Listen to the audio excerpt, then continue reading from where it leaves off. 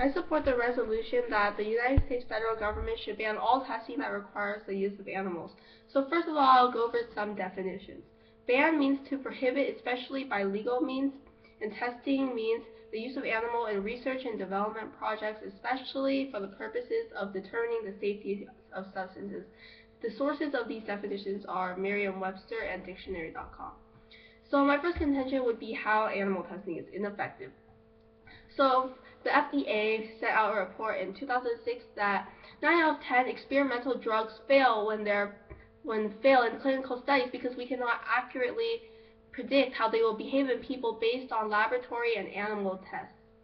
And the U.S. National Library of Medicine stated that GPNet asked whether medical general practitioners agreed that animal medical research data can be misleading, and 93% agreed. I find this statistic a bit alarming because these 93% of the people believe that their own job, what they are working to, is not reliable and should not be trusted pretty much.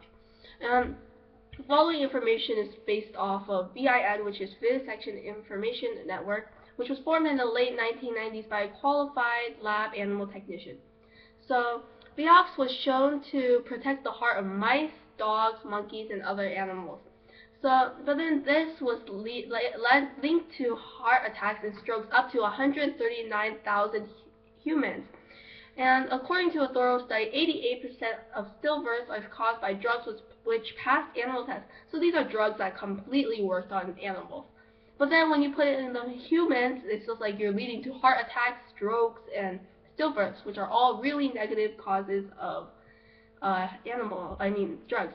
And then rats are 37% effective in identifying what causes cancer to humans.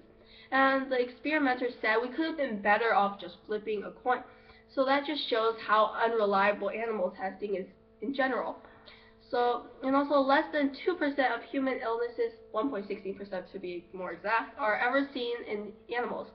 Over 98% never even affect animals. So that means that you're putting diseases and everything that are not even supposed to be in animals and have completely different effects because diseases are species unique.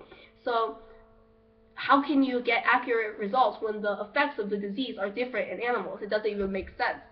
And according to former scientific executive of Huntington Life Sciences, animal tests and humans results agree 5% to 25% of the time, which is not a good number. And based off of the Sciences Society in Northwestern University, also known as SS, probably the best known example of a drug that failed and passed animal testing was thalidomide. It was used in the 1950s and prescribed to treat morning sicknesses in pregnant women. So thalidomide was completely safe when tested in animals. They were even during pregnancy, they were advertised as completely safe for everyone because you could stuff as much of a dose down a rat and it was not even high enough to kill it. So therefore, it's just like there was not even a dose high enough to kill a rat. So it was marketed in 46 countries with sales nearly matching those of aspirin, which you can imagine is a lot. So, but then, of course, it had negative effects on humans. Over 10,000 children had birth defects because of this drug. This so-called harmless compound with severe birth defects in the babies that were delivered. So it interfered with the baby's normal development, causing many of them to be born with shortened, absent, or flipper-like limbs. So this just shows how bad overall drugs are because they're not even supposed to be, they have such negative effects. So in conclusion, I believe that the United States federal government should just ban all testing that requires the use of animals.